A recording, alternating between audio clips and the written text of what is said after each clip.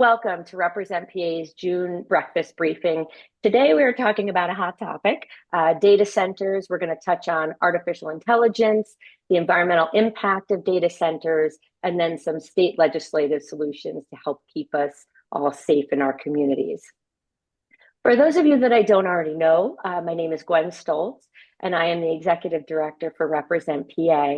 We are the only organization in Pennsylvania that is solely dedicated to supporting pro-choice Democratic women that are running for the State House and the State Senate.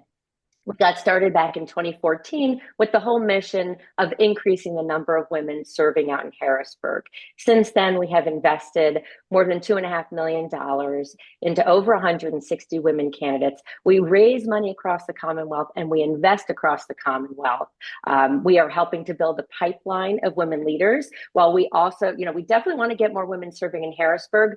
We also live in a Commonwealth or state that we've never had a female governor. We've never had a female US Senator. So we want women assuming leadership positions out in Harrisburg that can then also go on to serve in other roles. Since we got started back in 2014, we have helped nearly double the number of women serving in Harrisburg. We started out, it was about 17% representation. Now women make up about a third of the state legislature. We've nearly doubled, which is great. However, women do make up over half of the population in Pennsylvania. So while we know we're on the right track, we know what we're doing is having an impact, we're not done, right? And I want to highlight two main things that have changed since 2014, impacting how campaigns are run and financing of campaigns. One is that campaigns cost dramatically more money. $5,000 that was invested back in 2014 was a big deal.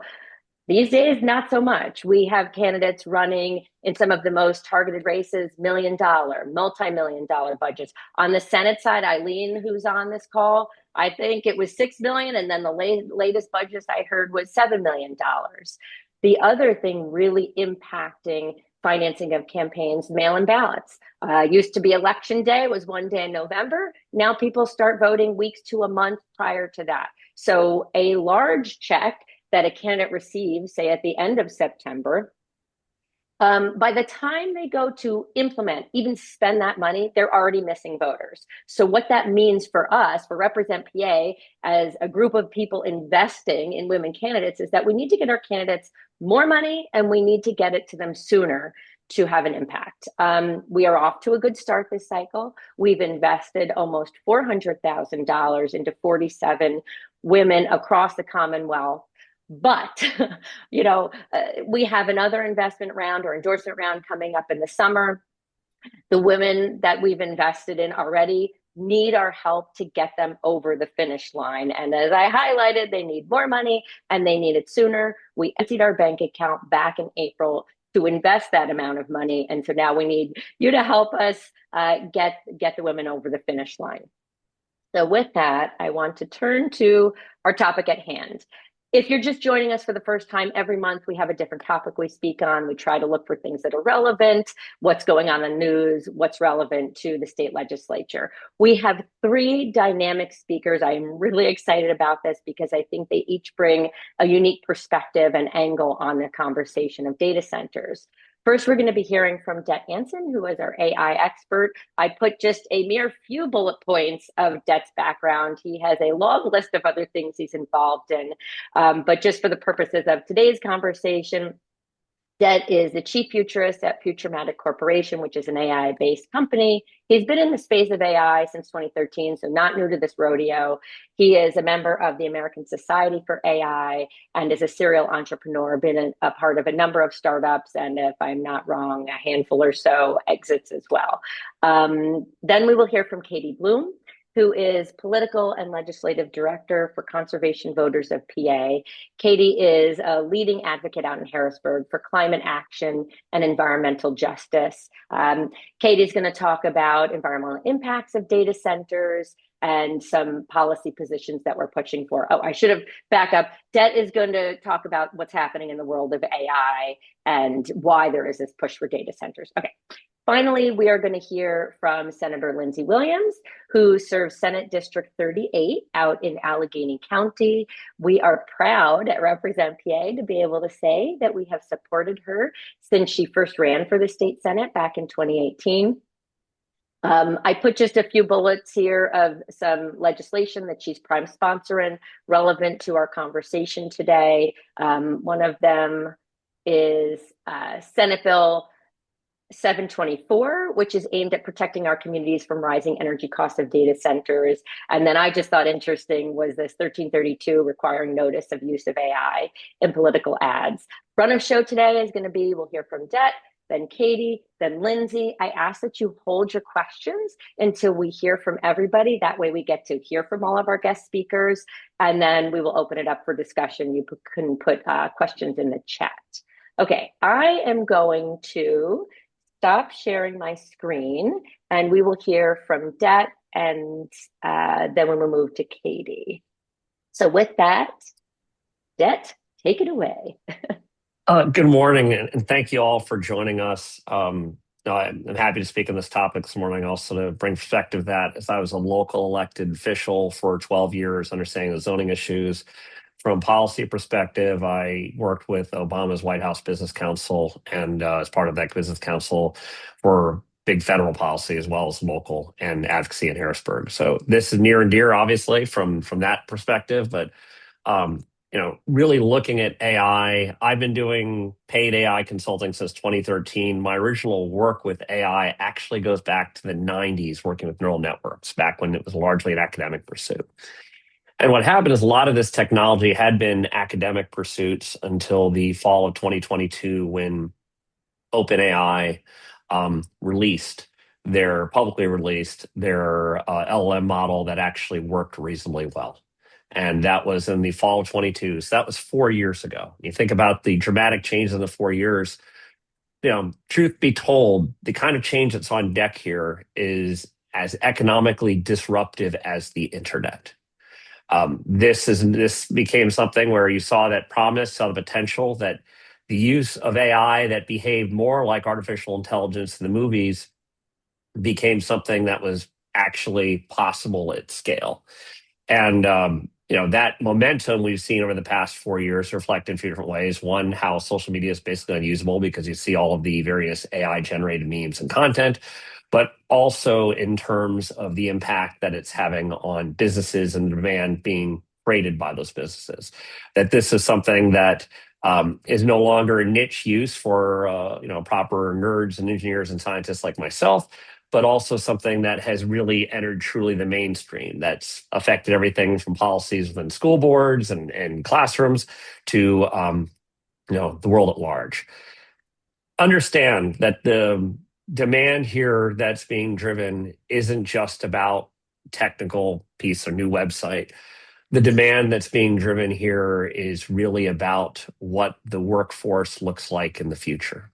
That this is AI that's bringing to the white-collar workforce a level of automation that the blue-collar workforce has dealt, or gray-collar has dealt with for decades.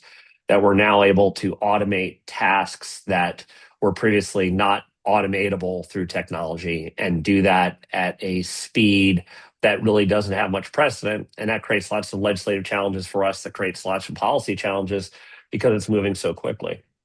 And this really comes the core topic here of why data centers, why so many, why so much, what is happening. And really with AI, you have to understand there's two major parts to the AI process. There is that training process where you're training the AI to do something, which is where every time you hear of these new models coming out, that is a new trained model, just like we have this, Anthropic's Mythos getting a lot of attention recently. But each one of those models goes to training, which itself requires a lot of compute. After you create that model, which is this whole spectacular thing of billions and billions of parameters, you need to do what's called inference. And inference is what happens when you are at your ChatGPT or Claude prompt and you go and ask it to do something. That is inference. Inference is what's driving data centers to be built everywhere, all across Pennsylvania, all across the Commonwealth, all across the country. It's that inference demand that has really spiked up the demand.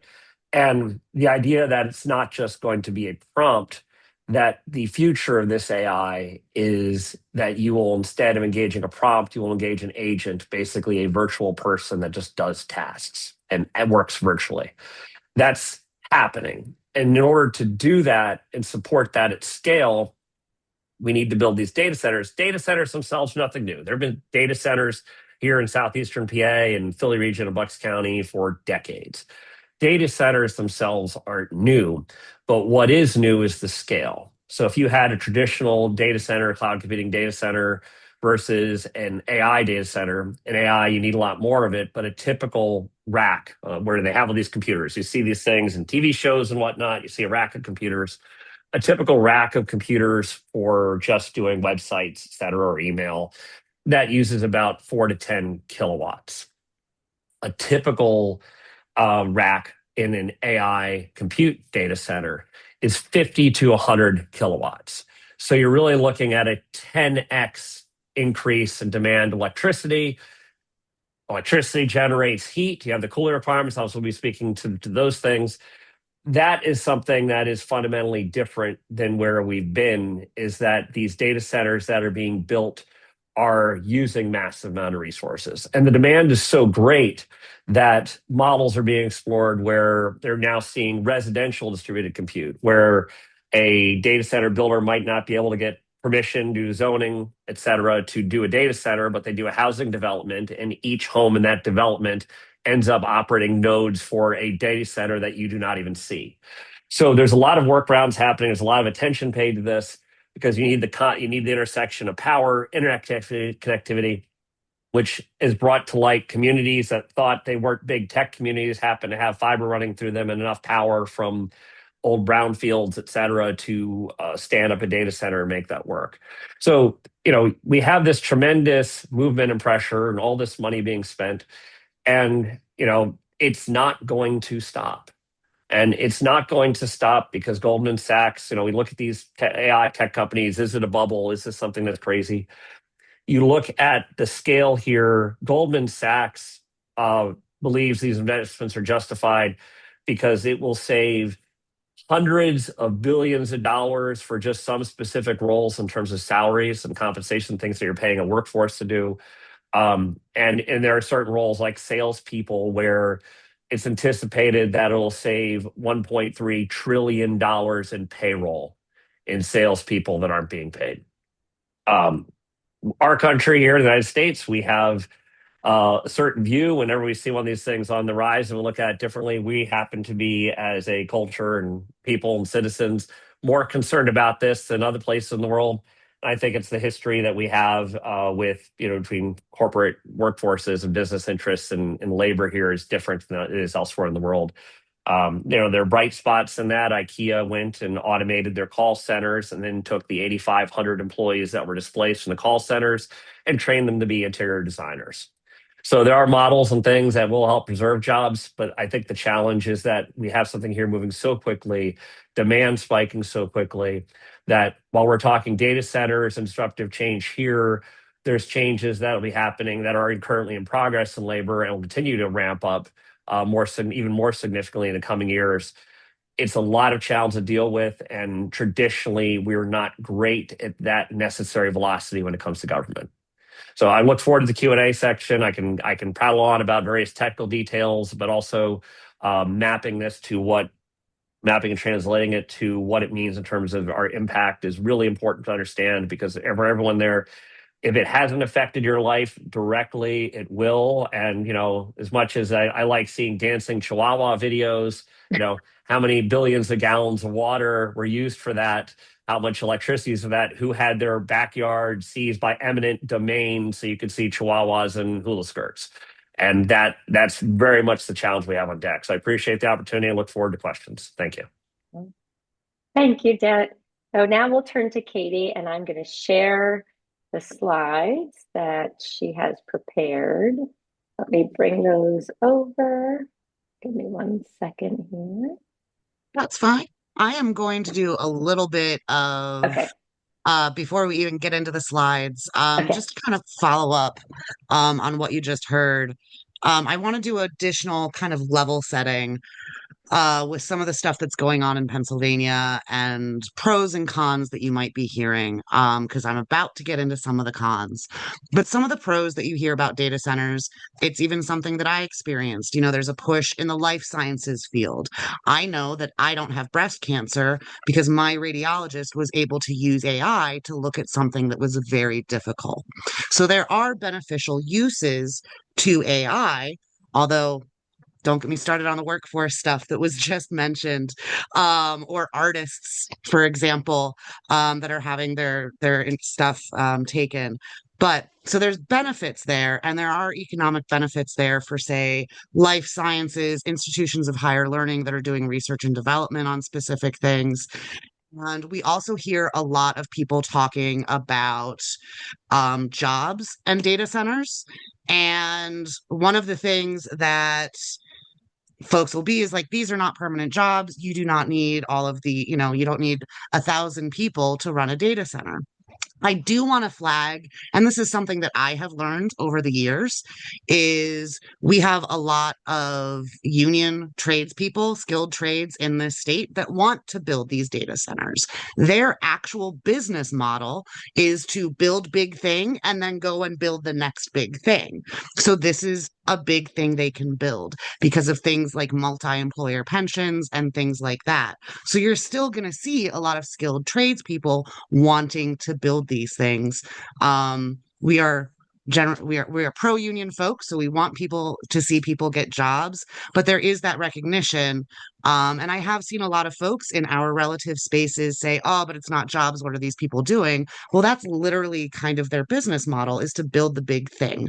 You can't build a big thing unless it's the cathedral in Barcelona for 100 years, right?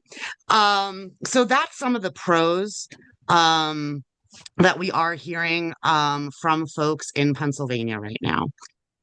We can go to the next slide. I'm going to do an overview, and I don't want to step on Senator Williams's toes too much with some of the legislation. I knew she was going to be here, so I did a bunch of House stuff that we'll get into.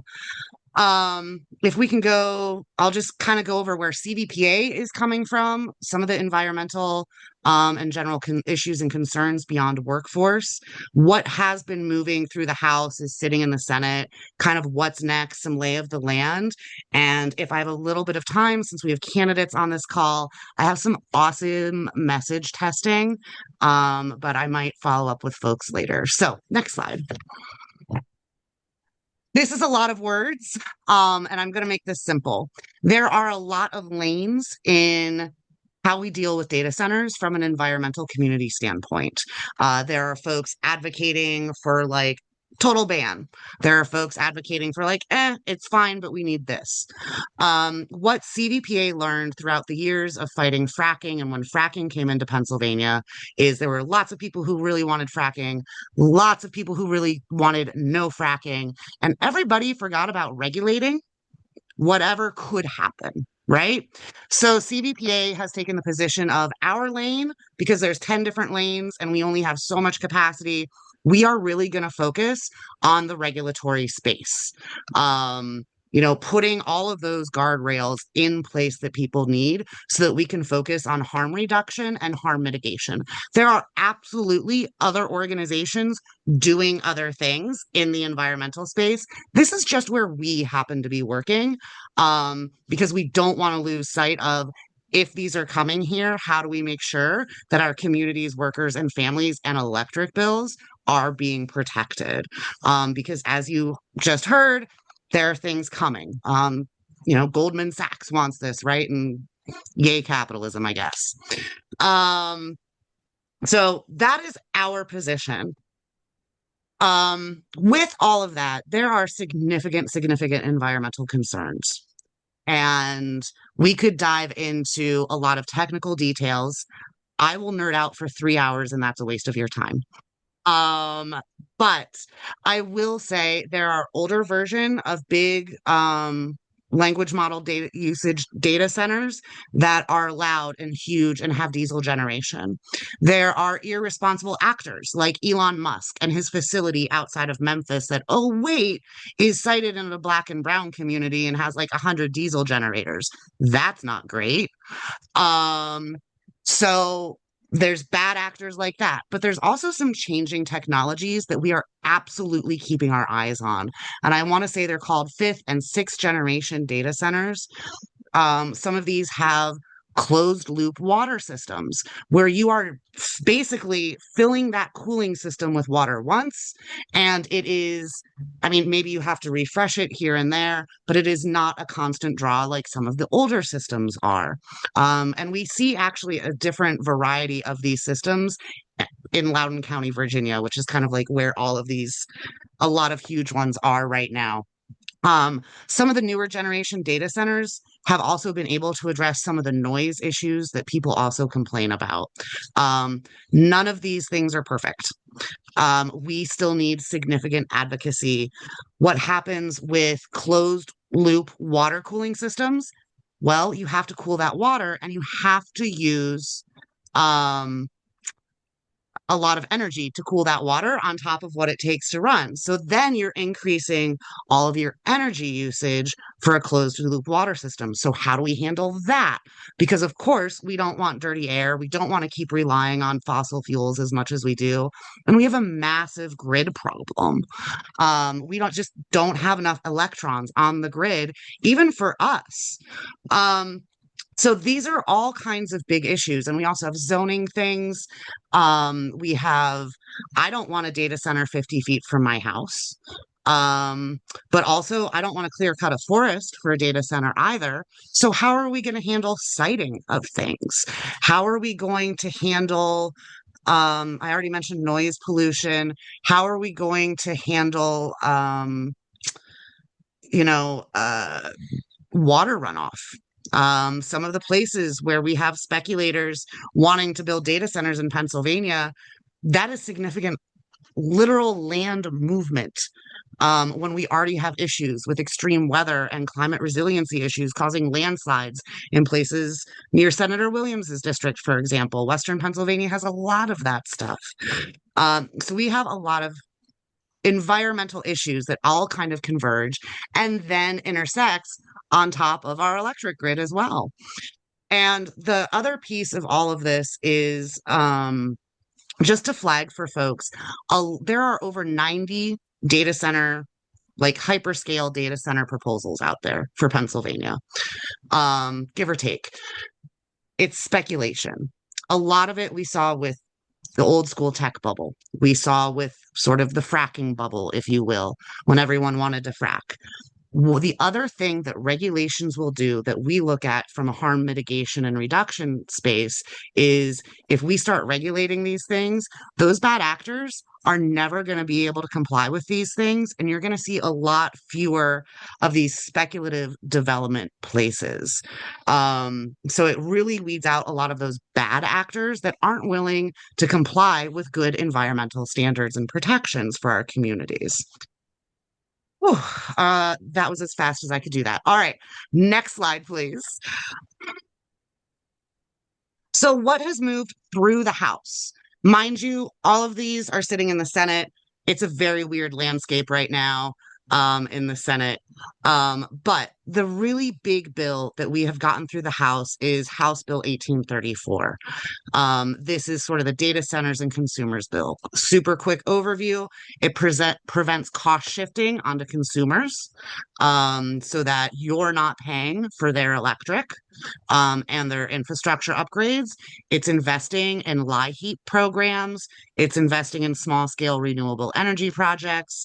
It's forcing the PUC to really regulate data centers. It is putting up significant guardrails for dirty fossil fuel like diesel backup generation. And from a clean energy perspective, it has a ramp up that is going to require data centers to pull 32% of their energy usage from clean sources by 2030. There's a lot of numbers in my head right now. I think I got that right. Um, that is kind of like the big bill. There's also a bill regulating and the reporting of water withdrawals that passed, accountability and transparency, where they have to report a whole bunch of things to state agencies because these companies aren't reporting. If they want to do business, they should be able to report what they're taking from our land and our water and things and our grid. There's also community standards for data center developments, and this is instructing um, the state to work with stakeholders, including us, to develop some protections for local zoning boards. If you scroll up in the chat, I can put it in again later. Our strategic partners at Penn Future have a great model ordinance for local communities because I know as a local elected official, I have a town of 850 people. I do not have the operating budget to pay a lot of legal fees. So any tool that I can get, any reference point that I can get, if a data center were coming into my town, I want to use. That's 2150. We also have 2650. The language was just introduced yesterday. It is not final. But basically that is the governor's grid standards.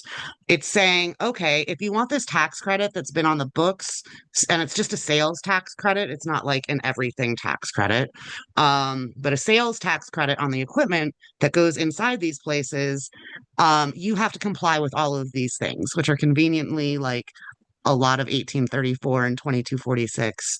We also have a bill that hopefully will be moving through committee next week in the House, instructing the PUC to provide for the public interest. This is an excellent bill from Representative Otten. I do believe there's going to be an amendment, but the PUC, which we want to help regulate data centers, is supposed to act in our public interest, except the legislature has never actually defined what the public interest is for the PUC. Now is a great opportunity to actually put definitions in there. So that's stuff that is moved. And by the way, this is there's like 80 pieces of data center legislation right now. I am pulling out a few things that we've actively been working on the last few weeks. Next slide. We have got a lot of things coming up. We have a great bill, 2496. This is allowing local municipalities more time to deal with the issue of data centers. This is out of Representative Friel down in Chester County. Right now, there's a lot of strict constraints on those of us who are local electeds and our zoning boards. This would actually help provide some additional time for localities to address issues. There is removing the sales tax exemption, which I just referenced. Just remove it completely. These are really wealthy companies. Requiring energy efficiency standards, making sure that these are built with union labor and there's prevailing wage and we have really good labor standards, making sure that there's emergency preparedness. If there's on-site energy generation, how are we protecting our communities if something goes wrong? And also, let's invest in our local emergency services too. And then there is also requiring transparency and development, which might be passing House committee today. I've got to double check. But this one is really cool for anyone who's been in a local zoning fight. A lot of these companies are asking local elected officials to sign NDAs. Well, that's stupid. We don't want that. We want to know what's going on in our communities. So Representative Cerisi has a bill that would basically say, hey, you want to build these things in Pennsylvania? You can't have NDAs around it. The community needs to know what is going on and what you might be putting in their backyard. That's a lot. Next slide. Okay. Take that down, and I'm going to do, if I have the time, if Gwen gives me permission, I can talk a little bit about some of the candidate messaging that we have. But I just need a thumbs up from Gwen. I want to make sure we're good on time.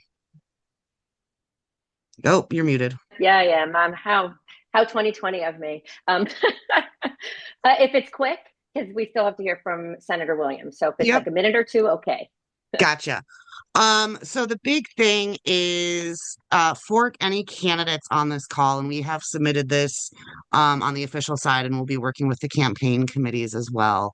When we have done testing in the Pennsylvania legislative battleground, we have found sort of a generalized winning message tied to clean energy and electric bills. That is what people are significantly focused on because of the cost of living.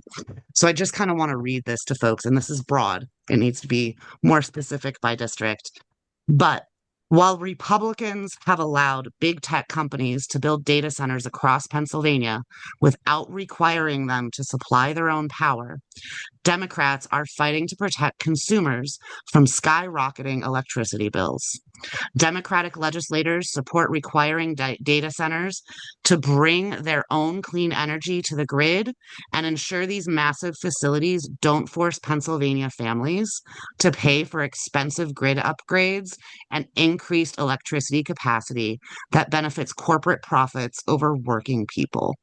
That message was by far and away the policy connected with party message by far and away was so successful in the legislative battlegrounds. So I want to flag that for people. We will be sharing all of this message testing. Sharon, yeah, it's going to be shared with the campaign committees for our candidates this year. So not publicly available.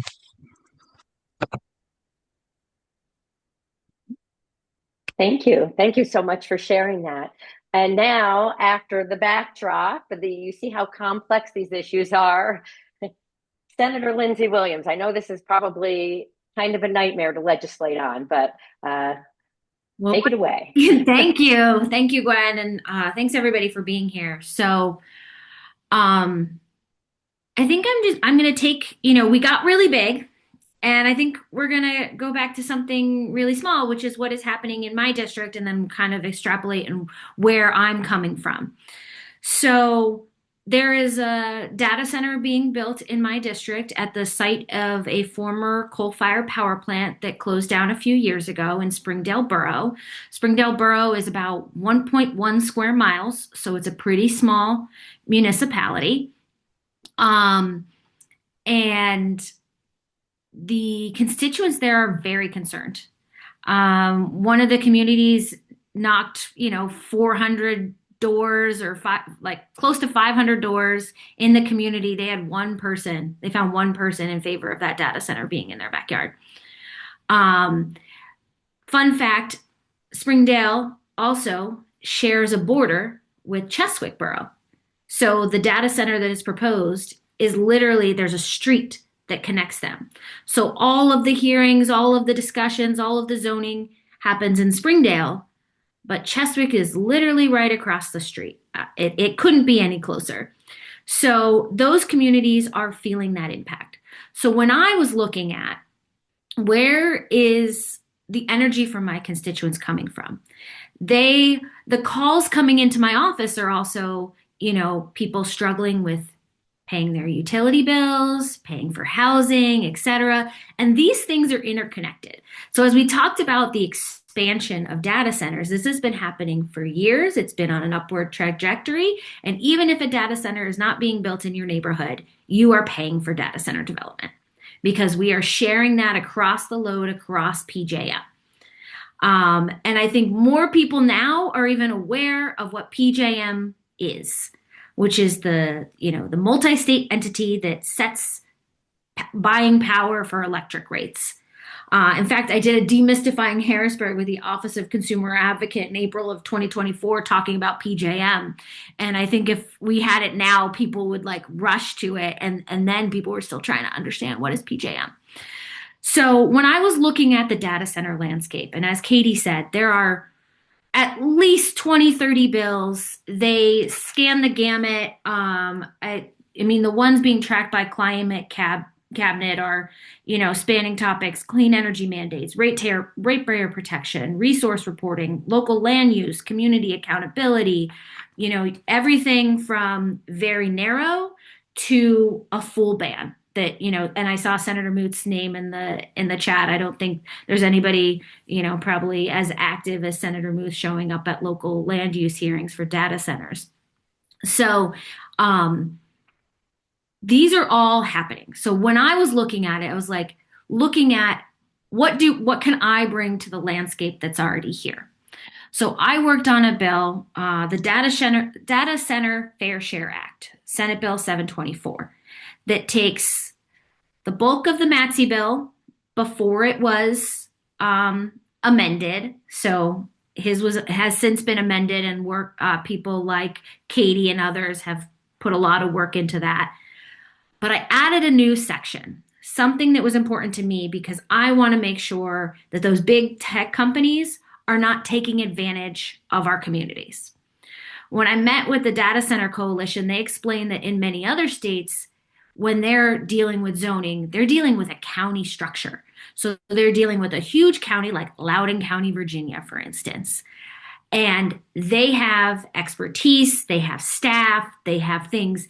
And in Pennsylvania, they're dealing with a municipality that's 1.1 square mile. And people really care about their communities, but they don't have the resources to fight a multi-billion dollar tech firm.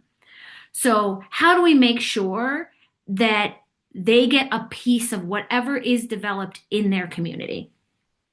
So we developed strong language, and we worked with Fair Shake and Consumer Advocate and others to make sure that we put some real guardrails around a community benefits agreement. So my legislation has that data centers must sign legally binding agreements with at least 3 local community-based organizations. At least half of those community organizations must represent marginalized communities. That the data center pay no less than 10% of the total project cost into a community benefits agreement, and it defines the radius for the community benefits agreements as 10 miles of a data center, because we know that water use, electric use, sound does not respect municipal boundaries. And so we kept the language in terms of what could be in that community benefits agreement is up to the community. But for me, it includes things like, are they paying for their own, are they paying for their own infrastructure upgrades on the water and utility side? And we have a rebuttable presumption in the bill that says we assume that any build out is at the sole benefit of the data center, and the data center has to prove that it is a community asset. So they're going to pay for any of those upgrades. But we want to say, Katie touched on emergency response. Are they paying into long-term building up the fire and EMS response to what might happen on site? Are they paying to train local workers? Are they investing in career and tech ed so that we could grow our own workforce that works at these builds union labor, and then staffs it long term? Because that's often the piece that is missing, is that it's not union labor and not good jobs and not people who are local that staff these entities long term. And then whatever else is unique to the community, to figure out what they need. And I don't want to see these community benefits agreements. I've seen, they paid for, the example was like they paid for a new football field of a school district. That's great. Do you know that's like pennies on a project of a one-time cost on a multi-billion dollar build? That is not being a good neighbor. We're from Pittsburgh. We want good neighbors, and we want good long-term neighbors that are committing to the community. So if you're going to be here, you're going to be a good neighbor. And that's what we wanted to put some real teeth into a community benefits agreement. Right now, that is not reflected in any of the other bills. So as we are now getting into budget season and trying to figure out, are we going to get some data center legislation done along with skills games and education funding and all the things? I want the making sure that these big corporations pay their fair share and are good neighbors and are investing in the community long term to be part of whatever it is we agree on data centers. So that I think is the highlights for me, Gwen. And I think I'm seeing already questions popping in the chat. So I think we can, I want to leave time for questions. Thank you so much. Yeah, so if you have a question, you can put it in the chat. And I was trying to scroll back, but I did just see this comment that Det put in, which is very interesting. And I don't know how we deal with this, is if data centers are trying to sort of beat regulations, and we all know that things kind of moved more slowly in Harrisburg. What can we do? I mean, I don't know, and I guess that's not necessarily something that's a big question to answer. But are people in Harrisburg thinking about that? Katie's shaking her head. Go ahead, Kate. I mean, yes, I think there is interestingly interest on both sides of the aisle. And Katie, you can remind, I don't remember the vote totals of Matsie's bill, but I believe it had Republican votes. Yep. There are some of the data center bills proposed in the Senate are proposed by Senate Republicans, varying. Some are good, some are bad, some are a mixed bag. Like it's honestly, it's too hard for either one of us to go into the details of all of these. But they're hearing it from their constituents too. They're hearing about their higher utility prices. They're hearing about the complaints about water and sound and things that their local zoning may not have accounted for. Like, so for instance, mine is over a brown site, but it was a specific kind of noise. It was a power plant that didn't run all the time. It was a power plant that only ran on peak loads, and it had a certain sound. Data centers, if you're having diesel generators, if you're having things that are running all night, like it is there's light pollution and there's sound pollution that is not reflective. That hum is a very different sound, and our zoning has not caught up to that. So I'd say that members across the political spectrum and across the state are hearing from it, and it's whether we can get to an agreement on what we can get over the finish line. I'm hopeful we'll do something. That's where I'm at. Katie, I don't know where your hope lies in this. So, and I also saw a comment about like these are a lot of bills. So from an advocate perspective, who's going into Senator Williams saying, I need you to vote for this or not vote for that. From an advocate perspective outside, I love it when there's a lot of bills, because that lets us figure out how to negotiate to get the best possible thing, right? Because we can pass the best possible bills out of the House when we know the Senate's got some jagoffs in control, right? We can pass the best possible bills out of there that has like our 110% dreams. Not all of them do, but like we're trying. So that when we go into a negotiation period and we're like, well, we've got these 30 bills, what are you going to do? Your constituents are complaining about it too. Do we get 15 of those 30 bills, right? So I like it when there's a lot of bills for us to pick and choose from, so we can kind of put things together. I do not feel like during this budget season we are going to see anything about data centers. I think it is way too nuanced. Yeah, way too nuanced, way too complicated right now. But as of right now, this year, Democrats have 2 out of 3 legs of that 3-legged stool. So I think something in the fall could easily be accomplished as people are feeling a little bit of that November heat approaching. And I am confident in all of you on this call, whether it's the work we do, whether it's the work Gwen does, that come January, we're going to go to town on all of this stuff. So I'm very confident about that right now. I'm going to knock on wood. I don't care. But Point, Katie, I almost forgot. This is a political call. I can say those. We can say the things on this call.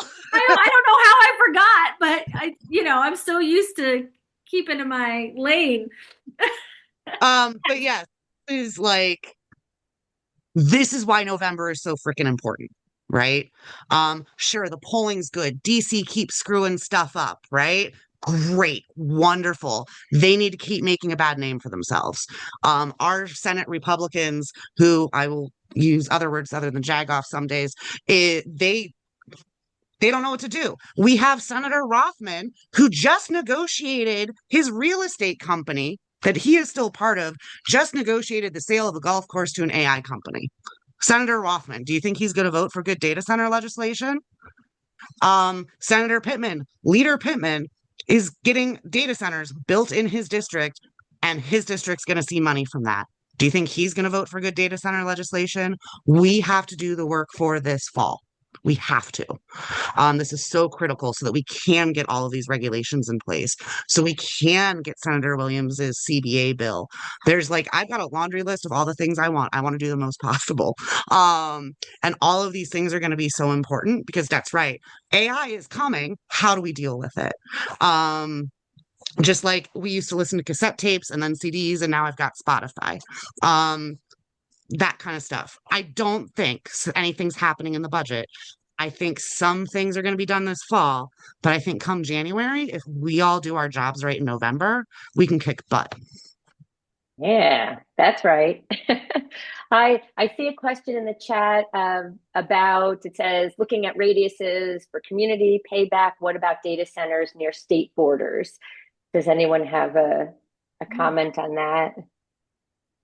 I think one of the challenges, like your high voltage power lines that are running through, and this is a big issue in parts of the country where eminent domain is being used to take those spaces. And there's a New York Times article story yesterday about a family that lost their whole backyard to these high voltage power lines and were offered $37,000 in compensation, where basically it crushed the value of their home and ruined the quality of life. So I think the challenge with some of those payback schemes is that the impact and quality of life issues around either the infrastructure, electrical infrastructure, or the noise from the data center is not, that's not something I think you can just expect sufficient compensation for that with these projects.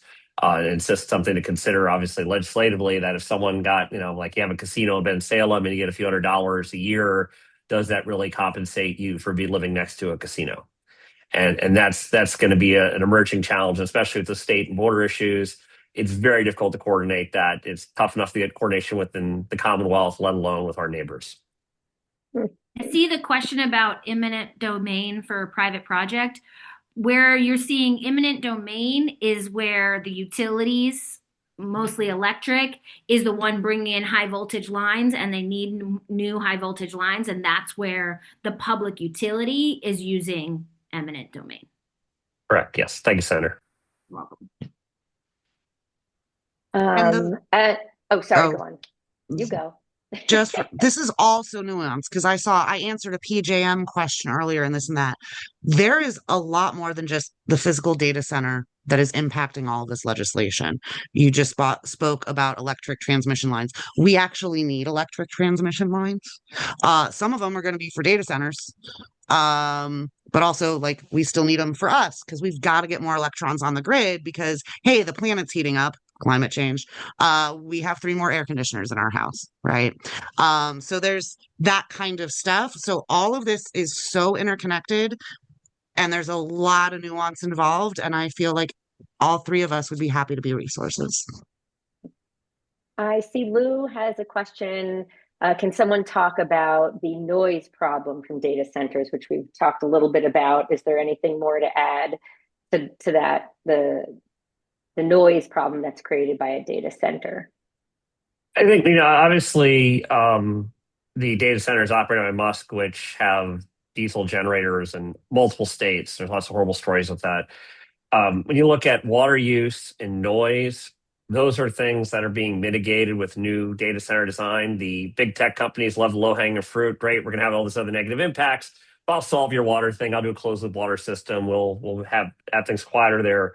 I think it's one of the reasons why the electrical utility and pricing message is so resonant, because that applies regardless of what how the data center manages that. But I know within Bucks County, we have data centers where residents note that at night across those big empty fields, you do hear the hum. You do hear the hum of the equipment. You hear the hum of the evaporators and other equipment at the sites. It's not generator hum, but those noises that can penetrate and travel, which you're trying to figure out what it is, and you realize it's that big new data center building. I have a sort of an existential question that probably no one can answer. So I have three kids. We talk about AI, you talk about, and I know, Katie, you mentioned that building them, yes, union jobs to build the thing, build the big thing. But then as we talk about a society where we're moving to a place, what do we tell our children about, and how, I don't even know how, but yeah, I don't even know that anybody can answer this, but it's just something that's on my mind. I have a son that just graduated from high school going on to college. And what career do you go into that's safe from AI? And legislatively, what are people thinking about that? Is that something that's we're thinking about in the future? Anybody have a bone there? I, Anything to gra- offer?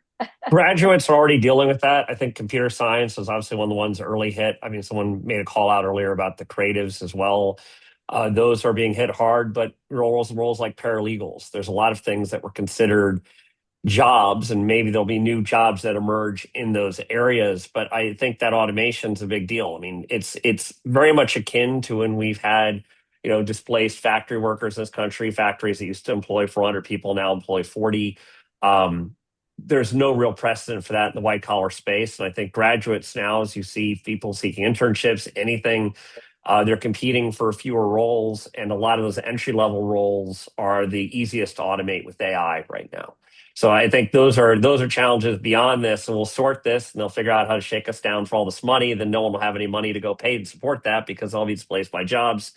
That you're already seeing those trend lines in certain fields. While overall unemployment is still single digits, there are certain fields which already have double digit unemployment, and computer science is one of them.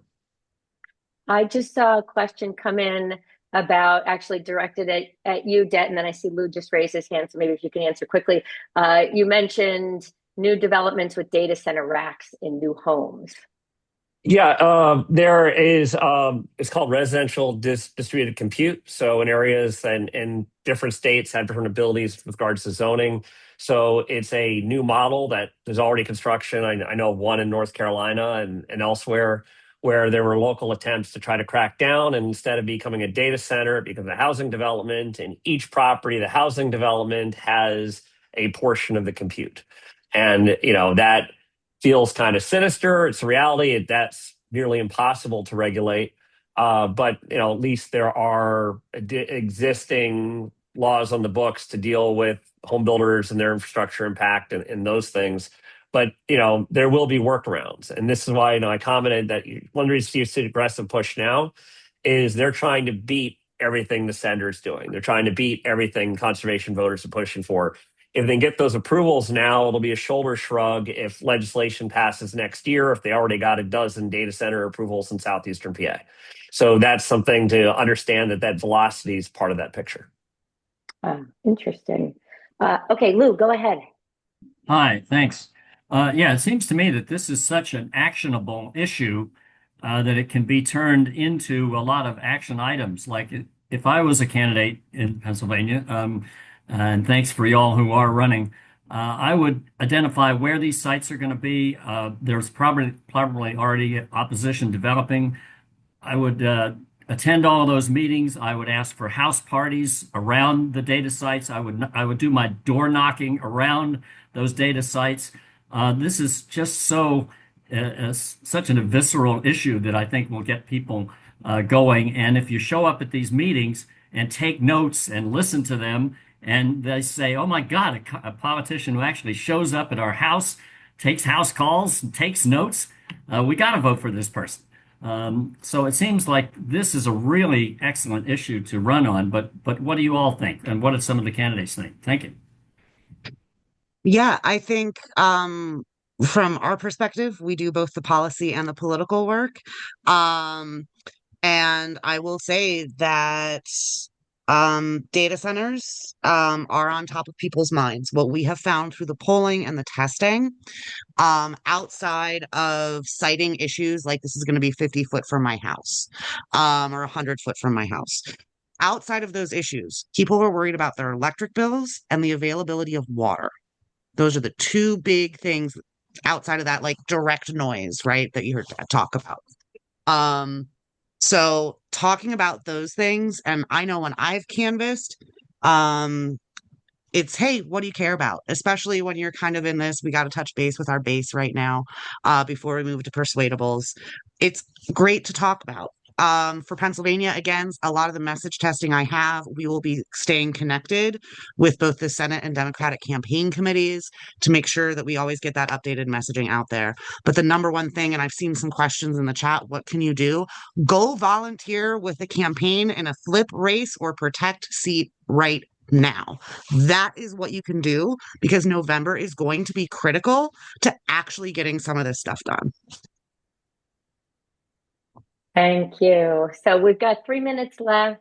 I guess we should wrap up. And to Katie's point, yes, the questions of what we should do.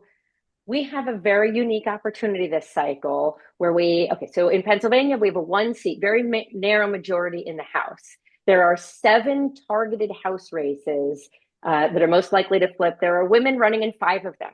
What does that mean? Representative PA has already endorsed them and is supporting them. On the Senate side, there are 3 targeted Senate districts, and there's a woman running in 1 of them. We've already endorsed them. So for us, we can help expand the House, help flip the Senate, all while sending more women to Harrisburg. And, it's kind of let's walk and chew gum at the same time. We need to. And getting those women to Harrisburg is going to help us on this very complicated issue. And having someone like Katie advocating in Harrisburg, helping, drive policy, having Lindsay already there in the Senate with bills already introduced is going to really, it's what we need to do. So let me very quickly, I'm going to be brief and share my screen. I want to share a couple of things we have upcoming. Here we are. Okay, so every month we have a different topic. If you have an idea, I would love to hear about it. We try to do things that are timely, so we don't necessarily schedule months out in advance. Next month, we're going to be joined by Representative Dorisha Parker talking about period poverty, public health, and the fight for menstrual equity. August, I don't know yet. Email me. Let's think of something. We'll keep working on that one. September, election security. It seemed like the right time to be talking about that as people start to be thinking more about election day, and then weeks after that, we'll be getting mail-in ballots. If you are local to Lidditz tomorrow night, we are having a fundraiser. This is an in-person event at a private residence. We'll be joined by Representative Nikki Rivera and candidate Sarah Egerton, who is running in one of those top targeted races on the House side in District 88 in Cumberland County. And this coming Monday, if you are near Montgomery County, this is not a fundraiser. We have teamed up with Democratic Jewish Outreach of Pennsylvania to host Daniel Squadron and his book launch. If you don't know who Daniel Squadron is, he was a New York State Senator and is co-founder of the States Project. So his book, The Fourth Branch, is all about the importance of the state legislature, which obviously is near and dear to our heart because that's what we're all about. You can sign up for that actually on Mobilize. Other ways to stay involved, check out our website, come to breakfast briefings, invite people. It's free. You don't have to leave your home. You don't even have to get out of your pajamas. Host an event for us. Obviously, attending an event is great, but if you would like to host something, reach out and we can figure out how to make that happen. Another thing that is unique to Represent PA is we have an endorsement committee. So folks that have donated $1,200 or more a year or are set up with $100 a month recurring donations can join the endorsement committee and help us figure out how we're going to allocate the money that we've raised. Join our mailing list, which is a great way to stay on top of what we're up to, and follow us on social media. And look at that, right at 9:30, we will be sending out a recap. This was recorded. There's a YouTube video we can share. I can include portions of slides. I think someone said, can we have the chat? I'll include as much as I possibly can in the recap email without breaking our email platform. And with that, I think have a great day, everyone, and thanks for joining us.